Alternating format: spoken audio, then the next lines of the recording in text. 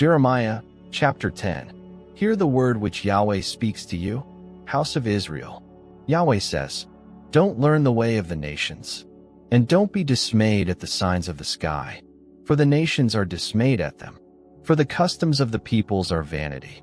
For one cuts a tree out of the forest, the work of the hands of the workmen with the axe. They deck it with silver and with gold. They fasten it with nails and with hammers, so that it can't move. They are like a palm tree of turned work, and don't speak. They must be carried, because they can't move. Don't be afraid of them, for they can't do evil, neither is it in them to do good. There is no one like you, Yahweh. You are great, and your name is great in might. Who shouldn't fear you, King of the nations? For it belongs to you. Because among all the wise men of the nations, and in all their royal estate, there is no one like you. But they are together brutish and foolish, instructed by idols. It is just wood. There is silver beaten into plates, which is brought from Tarshish, and gold from Uphaz, the work of the engraver and of the hands of the goldsmith. Their clothing is blue and purple. They are all the work of skillful men. But Yahweh is the true God. He is the living God, and an everlasting King. At his wrath, the earth trembles. The nations aren't able to withstand his indignation. You shall say this to them: the gods that have not made the heavens and the earth will perish from the earth and from under the heavens. God has made the earth by his power. He has established the world by his wisdom, and by his understanding has he stretched out the heavens. When he utters his voice, the waters in the heavens roar, and he causes the vapors to ascend from the ends of the earth. He makes lightnings for the rain, and brings the wind out of his treasuries.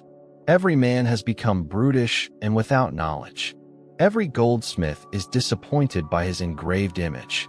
For his molten image is falsehood, and there is no breath in them.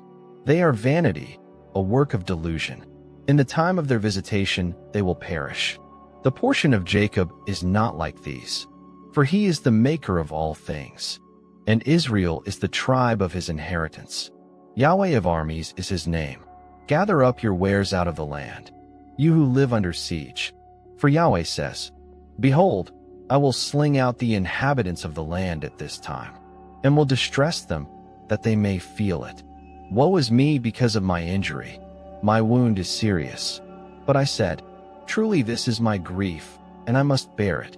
My tent has been destroyed, and all my cords are broken. My children have gone away from me, and they are no more. There is no one to spread my tent anymore, to set up my curtains. For the shepherds have become brutish, and have not inquired of Yahweh. Therefore they have not prospered, and all their flocks have scattered. The voice of news, behold, it comes, and a great commotion out of the north country, to make the cities of Judah a desolation, a dwelling place of jackals. Yahweh, I know that the way of man is not in himself. It is not in man who walks to direct his steps. Yahweh, correct me, but gently, not in your anger, lest you reduce me to nothing. Pour out your wrath on the nations that don't know you, and on the families that don't call on your name. For they have devoured Jacob. Yes, they have devoured him, consumed him, and have laid waste his habitation.